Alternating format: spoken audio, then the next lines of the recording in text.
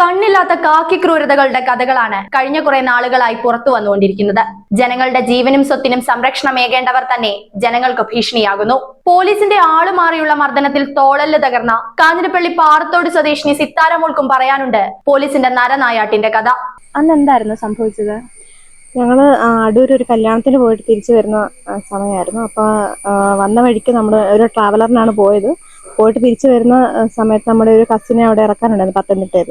അപ്പോൾ നമ്മളത് പുള്ളിക്കാരുടെ ഹസ്ബൻഡ് വരാൻ വേണ്ടി വെയിറ്റ് ചെയ്യുന്ന സമയത്ത് ഞങ്ങൾ കുറച്ച് പേര് വണ്ടിയിൽ നിന്ന് ഇറങ്ങി നടന്നിട്ടുണ്ടായിരുന്നു. ആ നടക്കുന്ന സമയത്ത് നടന്നിട്ട് ഞങ്ങൾ തിരിച്ചു വരുന്ന സമയത്താണ് പെട്ടെന്ന് പോലീസ് ജീപ്പ് വന്ന് നിൽക്കുന്നതും അതിൽ നിന്ന് പോലീസുകാർ ചാടി ഇറങ്ങി അടിക്കുമായിരുന്നു. അപ്പോൾ നമ്മളോടൊന്നും ചോദിക്കുകയോ അല്ലെങ്കിൽ അവിടെ ഒരു സംഘർഷാവസ്ഥയോ ഒന്നും ഉണ്ടായിരുന്നില്ല. ഒരു പ്രകോപനവും ഇല്ലാതാണ് അടിച്ചത്. അപ്പോൾ ലാത്തി വെച്ചാണ് അടിച്ചത്. അപ്പോൾ എൻ്റെ കൂടെ ഉണ്ടായിരുന്നത് എൻ്റെ ചേച്ചിയുടെ ഹസ്ബൻഡും എൻ്റെ അനിയന്മാർ 2 പേര്, പിന്നെ എൻ്റെ ഹസ്ബൻഡും ഉണ്ടായിരുന്നത്. അപ്പോൾ അവരെയാണ് ആദ്യം അടിക്കുന്നത് കണ്ടത്. അപ്പോൾ അവരെ അടിക്കുന്നത് കണ്ടപ്പോഴത്തേന് ഞാൻ എൻ്റെ ഹസ്ബൻഡിനെയും വിളിച്ചുകൊണ്ട് റോഡ് ക്രോസ് ചെയ്ത് ഓടുന്ന സമയത്ത് പുറകെ വന്ന് ലാത്തി കൊണ്ട് അടിക്കുമായിരുന്നു. അപ്പോൾ അടിച്ച സമയത്ത് ഞാൻ അടി കൊണ്ട് വീണ് കിടന്നപ്പോഴും ഇവർ ഹസ്ബൻഡിനെ അടിക്കുകയും ചെയ്തു. അതുപോലെ ലാത്തി കൊണ്ട് വയറിൽ കുത്തുകയും ചെയ്തു. അപ്പോൾ ആ വീഴ്ചയിൽ എൻ്റെ ഇപ്പോൾ അടി കിട്ടിയ സമയത്ത് എൻ്റെ തോളിൻ്റെ എല്ല് ഒടിഞ്ഞ്. അപ്പോൾ ഇപ്പോൾ ട്രീറ്റ്മെൻറ്റിലാണ്, മെഡിക്കൽ കോളേജിലാണ് ട്രീറ്റ്മെൻറ്റ് എടുക്കുന്നത്. അന്ന് നിങ്ങൾ തനിച്ചായിരുന്നോ ഹോസ്പിറ്റലിൽ പോയതും എല്ലാം? അന്ന് നമ്മൾ വീണ് കിടന്നപ്പോൾ അവരങ്ങ് പോയി കഴിഞ്ഞപ്പോഴത്തേക്കും പിന്നെ എൻ്റെ കൂടെ ഉണ്ടായിരുന്ന ബന്ധുക്കളെല്ലാം കൂടെ ചേർന്നാണ് ഞങ്ങളെ 2 പേരെ ഹോസ്പിറ്റലിൽ എത്തിച്ചത്. അവിടെ ചെന്നിട്ട് അവിടെ അഡ്മിറ്റ് ചെയ്ത് അപ്പോൾ എക്സ്റേ എടുത്ത സമയത്താണ് തോളിൻ്റെ എല്ല് ഒടിഞ്ഞിട്ടുണ്ടെന്ന് പറഞ്ഞത്. അന്വേഷണം എവിടെ വരെയായി? ഇപ്പം നിലവിൽ നമുക്ക് മനുഷ്യാവകാശ കമ്മീഷന്റെ അന്വേഷണം നടക്കുന്നു. ഹൈക്കോടതിയിലാണ് കേസ് നടക്കുന്നത്. മനുഷ്യാവകാശ കമ്മീഷന്റെ റിപ്പോർട്ട് വന്നിട്ടുണ്ട്. പിന്നെ പോലീസിന്റെ ഡിപ്പാർട്ട്മെന്റ് തല അന്വേഷണം നടക്കുന്നുണ്ട്. അതിന്റെ ഹിയറിങ്ങിനൊക്കെ നമ്മളെ ഇടയ്ക്ക് വിളിക്കുന്നുണ്ട്. പക്ഷേ അതൊരു നടപടി ആകുന്നില്ല. ഏതെങ്കിലും തരത്തിലെ സ്വാധീനം ചെലുത്തുമോ? പോലീസിന്റെ ഭാഗത്തുനിന്ന് ഏതെങ്കിലും തരത്തിലെ കേസ് പിൻവലിക്കാൻ സ്വാധീനം ചെലുത്തുന്നുണ്ടോ? അങ്ങനെ നമ്മളെ നേരിട്ട് അങ്ങനെ ഒരു സമ്മർദ്ദം ഉണ്ടായിട്ടില്ല. പക്ഷേ കേസ് പിൻവലിക്കണം എന്നുള്ള രീതിയിലുള്ള സമ്മർദ്ദങ്ങൾ ഉണ്ടാകുന്നുണ്ട്. ഇപ്പൊ 7-8 മാസമായി ശരിക്കും ഒരു നടപടി ഉണ്ടായിട്ടില്ല. ഇപ്പൊ കുറ്റക്കാരായിട്ടുള്ള പോലീസുകാർ സസ്പെൻഷനിലാണെന്നാണ് അറിയാൻ കഴിഞ്ഞത്. ഇതുവരെ തിരിച്ചു കയറിയിട്ടില്ലെന്നാണ് അറിയുന്നത്.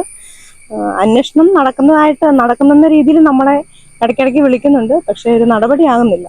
പക്ഷേ കൈക്ക് ഒടിവായതുകൊണ്ട് എനിക്ക് കൈ ശരിക്കും ഉയർത്താനുള്ളൊരു ബുദ്ധിമുട്ടുണ്ട്. അപ്പോൾ തന്നെ യാത്ര ചെയ്യാൻ പാടാണ്.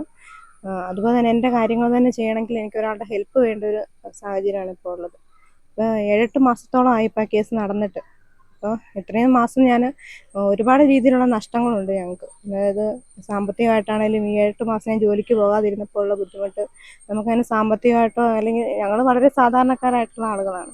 അപ്പോൾ നമ്മളെയൊക്കെ സംരക്ഷിക്കേണ്ട ഒരു ആൾക്കാരുടെ ഭാഗത്തു നിന്ന് ഇങ്ങനെ ഒരു അപകടം ഉണ്ടായിട്ട് അത്ര ഏറെ ബുദ്ധിമുട്ടുണ്ട്. സർക്കാരിന്റെ ഭാഗത്തുനിന്ന് യാതൊരുവിധ സഹായങ്ങളും കിട്ടിയിട്ടില്ലല്ലോ? ഇതുവരെ കിട്ടിയിട്ടില്ല. മുഖ്യമന്ത്രിക്കോ അങ്ങനെ ആർക്കെങ്കിലും പരാതി കൊടുക്കും? നമ്മൾ കംപ്ലൈന്റ് എല്ലാവർക്കും കൊടുത്തിട്ടുണ്ട്. മുഖ്യമന്ത്രിക്കും അതുപോലെ പല കമ്മീഷനുകൾക്കെല്ലാം കംപ്ലൈന്റ് കൊടുത്തിട്ടുണ്ട്. ഇപ്പോൾ കേസ് നടക്കുന്നത് ഹൈക്കോടതിയിലാണ്. അപ്പോൾ ഇപ്പോഴും എനിക്ക് ശരിക്കും കിടക്കാനോ അല്ലെങ്കിൽ എണീറ്റിരിക്കാനും ഒക്കെ ബുദ്ധിമുട്ടാണ്. പിന്നെ ബസ്സിലൊക്കെ കയറി വരുന്ന ബുദ്ധിമുട്ടാണ്. അപ്പം നമ്മളെ ഇവിടെ ജോലിക്ക് ഞാൻ ജോയിൻ ചെയ്തത് തന്നെ ഇവരൊക്കെ ഹെൽപ്പ് ചെയ്യാമെന്ന് പറഞ്ഞിട്ടാണ്.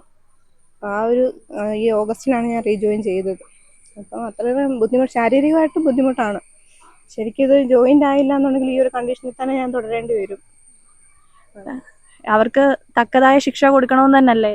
അതെ, അതിപ്പോൾ സാധാരണക്കാരായിട്ടുള്ള ആളുകൾക്ക് എന്ത് ശിക്ഷയാണോ കൊടുക്കുന്നത് അതുപോലെ തന്നെ കൊടുക്കണം എന്ന് തന്നെയാണ്. അങ്ങനെ ഒരു നീതി കിട്ടുമെന്ന് തന്നെയാണ് വിചാരിക്കുന്നത്. കേരളത്തിലെ പോലീസുകാരുടെ അഴിഞ്ഞാട്ടം ഇനി എന്നവസാനിക്കും? തെരുവു ഗുണ്ടകളെ പോലെ പൊതുജനങ്ങളെ ആക്രമിക്കുകയും കസ്റ്റഡിയിലിട്ട് മർദ്ദിക്കുകയും ചെയ്യുന്ന ഉദ്യോഗസ്ഥർ, കാക്കിയിട്ട് നരനായാട്ട് നടത്തുന്നവർക്ക് ഇനി ആര് കടിഞ്ഞാണിടും? ഇത്രയും ക്രൂരതകൾ നടന്നിട്ടും ആഭ്യന്തര വകുപ്പിന് നേരെ വിരൽ ചൂണ്ടിയിട്ടും വകുപ്പ് ഭരിക്കുന്ന മുഖ്യമന്ത്രിക്ക് യാതൊരു കൂസലുമില്ല. ഒരിക്കൽ സഹികെട്ട് ജനങ്ങൾ തെരുവിലിറങ്ങുന്ന കാലം വിദൂരമല്ല. അന്ന് ഇതിനൊക്കെ എണ്ണി മറുപടി പറയേണ്ടി വരും.